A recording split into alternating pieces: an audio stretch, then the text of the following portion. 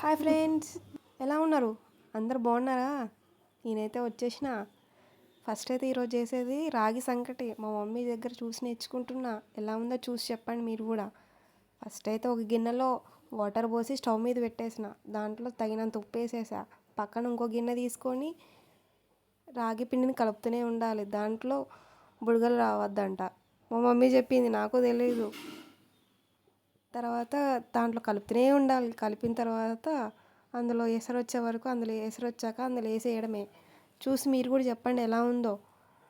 నాకైతే బాగానే ఉంది. నేను తిన్న తర్వాత నాకు చాలా నచ్చింది. నేను బయట ఎప్పుడు తిన్నా కానీ ఇంట్లో ఎప్పుడు చేసినా చీ ఎవడ తింటాడు అని ఇదని మా మమ్మీ చెప్పేదాన్ని. కానీ ఇప్పటి నుంచి అన్నీ తినేయాలి కాబట్టి తింటున్నాను. మా మమ్మీ అంటుంది, అవి చూసి నేర్చుకో, ఇవి చూసి నేర్చుకో అంటే, సర్లే చూసి నేర్చుకుందాంలే మమ్మీ, ఏముంది అని నేను చెప్పేదాన్ని. ఇప్పుడు మీరు కూడా చూడండి, నేను కూడా మీతో పాటు నేను కూడా చూసి నేర్చుకుంటున్నాను. చూడండి ఎంత బాగుంటుందో చూద్దాము.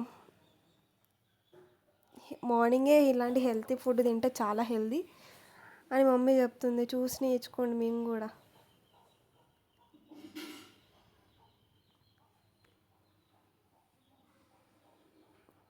పక్కన ఇంకొక పాలు వచ్చినాయి, అప్పుడే పాలు పెట్టేసింది. ఇక ఇంతలో ఎసరు వచ్చేసింది. ఎసరు తీసి రాగి పిండి అందులో వేసేస్తుంది. చూడండి, రాగి పిండి వేసేసి గడ్డ కట్టద్దంట, దగ్గర కింద అడుగంటిద్దంట. అడుగంటద్దని గట్టి కలుపుతూనే ఉండాలి. కలిపాక దగ్గరికి రైస్ లాగా అవ్వాలి. రైస్ లాగా అయిన తర్వాత కొంచెం గీ ఇంట్లో ప్రిపేర్ చేసింది అందులో వేస్తే చాలా బాగుంటుందని చెప్పింది మమ్మీ.